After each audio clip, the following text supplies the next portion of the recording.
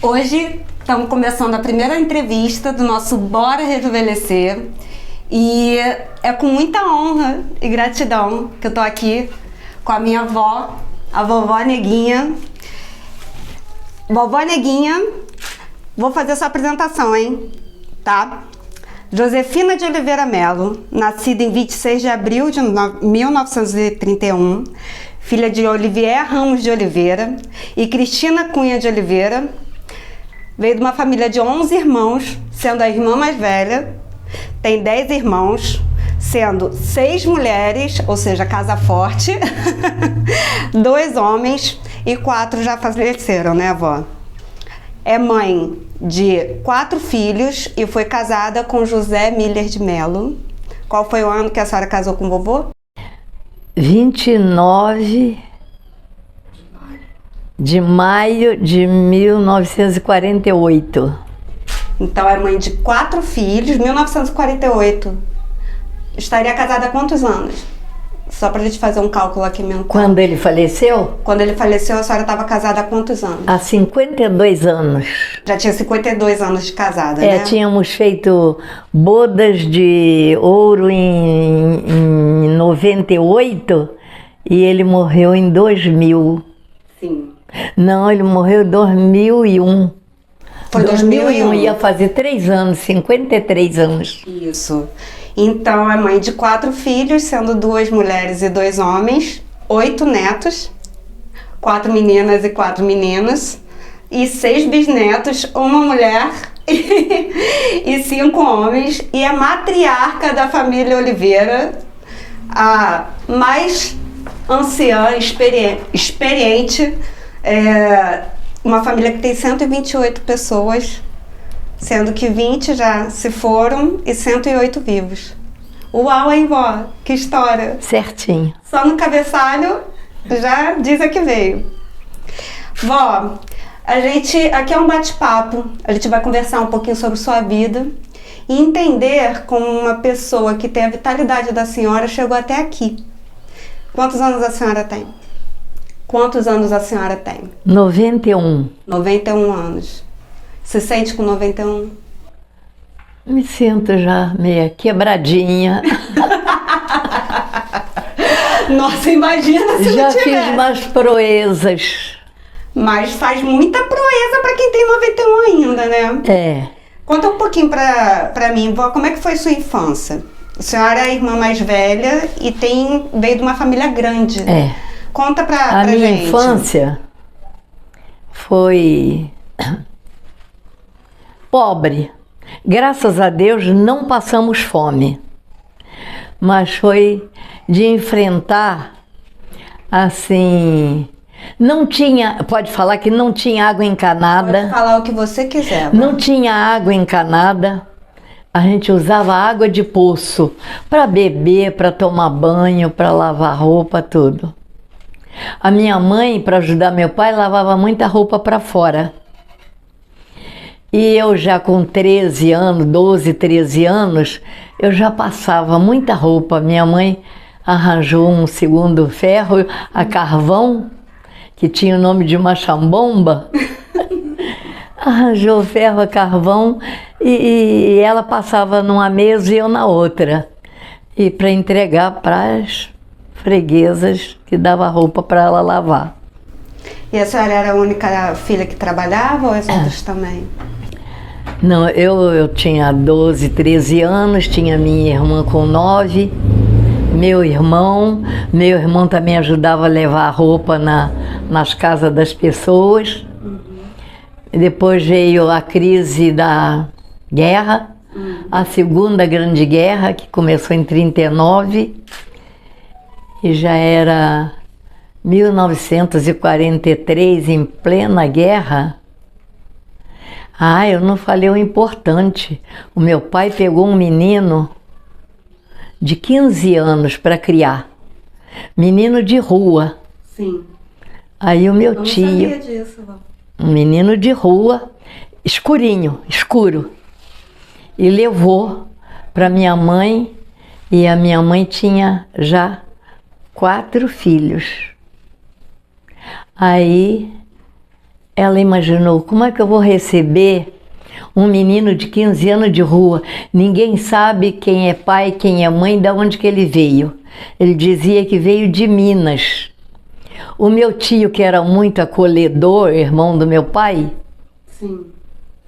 falou, eu vou te levar para minha cunhada te criar, mas você vai ter que se comportar.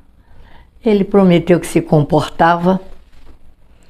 A minha mãe ficou com ele aos 15, 16, 17, aos 18 anos. O meu tio matriculou, não sei se é o modo de falar, inscreveu ele no exército. Alistou ele no exército. Aí ele foi pro exército.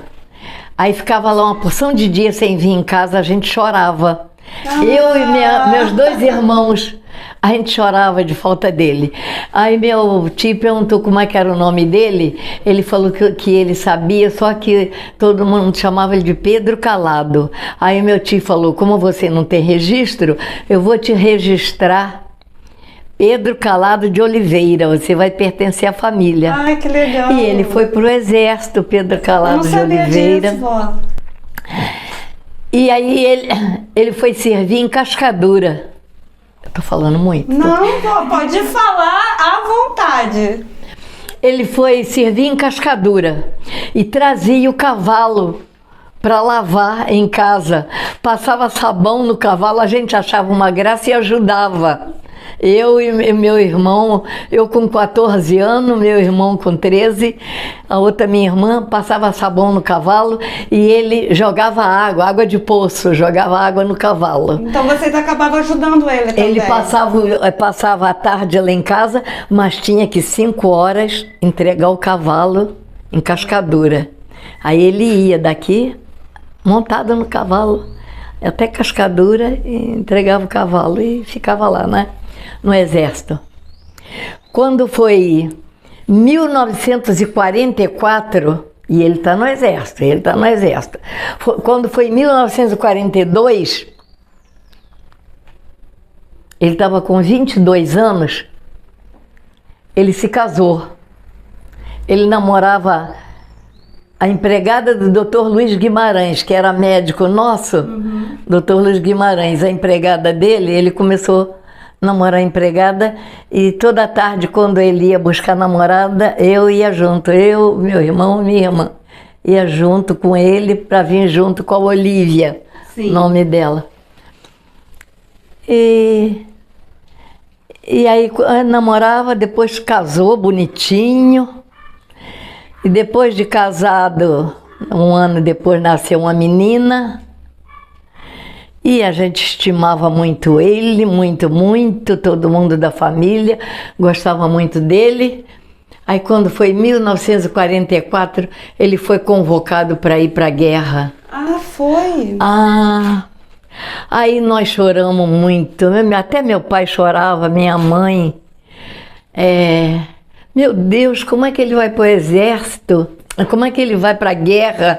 A gente pensava que ele ia para o exército e ia dar baixa, mas não deixaram ele ter a baixa porque já estava em plena guerra. Não tem como. Aí disse que não deixava ele sair. Aí foi convocado.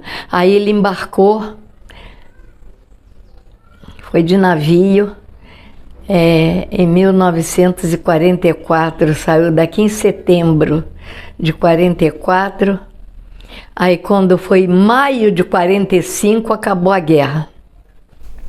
E ele estava lá.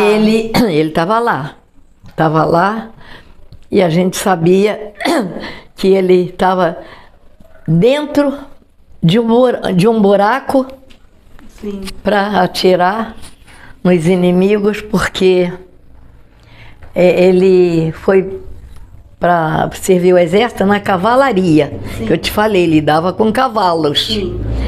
Mas depois, com o negócio da guerra, perguntou se ele queria ir para artilharia, se ele tinha vocação. Ele disse que ele aprendia o que quisesse. Aí foi treinando uma porção de meses, treinando na artilharia. Disse que ele dava 600 tiros por minuto. Meu Deus. Ele foi um dos primeiros lugares, ele ganhou medalha. E lá ele ganhou medalha de ouro. Eu tinha muita vontade de até agora não descobri a família dele, mas eu tinha vontade de descobrir a medalha de ouro dele, o que ele fez um grande feito, porque jogaram uma granada para estourar e ele segurou ela aqui no peito. A granada veio na direção dele, ele pegou igual uma bola, quebrou o ombro e a clavícula, quebrou. E ele foi hospitalizado, ganhou a medalha de ouro por isso, porque disse que ele livrou de muita gente morrer, mas os soldados. E ele não morreu, não. Não? Não. Ele quebrou, ficou hospitalizado, depois veio embora para Nova Iguaçu, pro Rio, pro Brasil, Rio, Nova Iguaçu. Mas a gente chorava muito porque ele veio um pouco, não muito, mas um pouco perturbado. E isso te marcou então na tua infância? A gente estava conversando, contando as coisas alegres, de repente ele falava assim, escuta só, fazia esse sinal assim, escuta só, olha quanto tiro. Nada, estava tudo silêncio na sala do meu pai, ele falava que estava escutando muito tiro. Depois fez tratamento no exército, melhorou, foi trabalhou muitos anos no Aço Fino, em Nova Iguaçu. Antigamente tinha Aço Fino, que é ali em frente, é o shopping, em frente ao shopping, só que era mais para a beira da linha. Aí ali o nome era Aço Fino, a empresa. Ele trabalhou muitos anos ali, depois foi piorando a mente, se internou, morreu. E a senhora tinha que idade quando ele faleceu? Quando ele faleceu eu já tinha casado, já tinha meus filhos, já tinha a Dalva. Eu acho que ele morreu em 48. Eu não me lembro direitinho a data que ele morreu. Então, pelo que a senhora está falando, ele foi uma referência para a senhora e um irmão mais velho, né? Muito. Foi considerado o irmão mais velho. A gente gostava muito dele.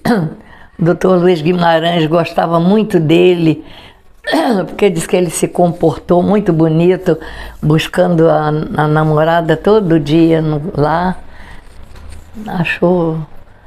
Achou ele muito comportado, um sujeito de caráter. A minha mãe e meu pai nunca se arrependeu de ter paiado ele para criar. Então, a senhora acabou vindo numa família muito grande, né, avó? A nossa família é grande, a senhora está falando de um irmão mais velho que foi referência, aí veio a senhora e veio todos os outros irmãos. Como é que a senhora vê a importância da família na sua vida? Eu acho que a família é uma coisa importante, muito importante. Ainda mais da nossa.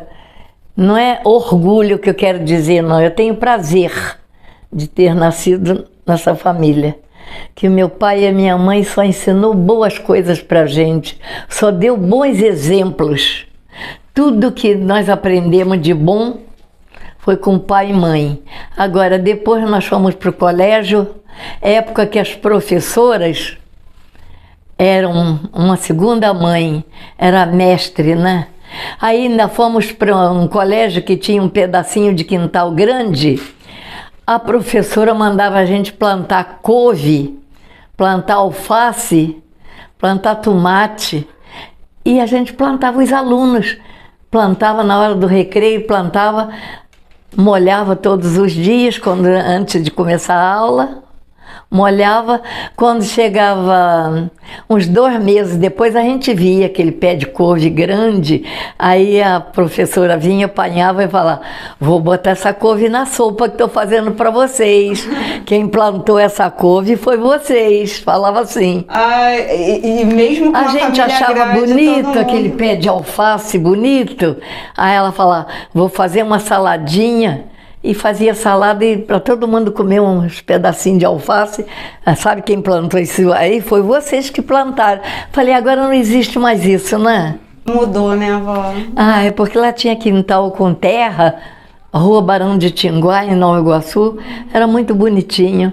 Aí tinha tinha como. Aí aprendemos plantar, aprendemos molhar, regar as plantas e bons exemplos em casa. Nós fomos muito bem criados, muito bem criados. Isso.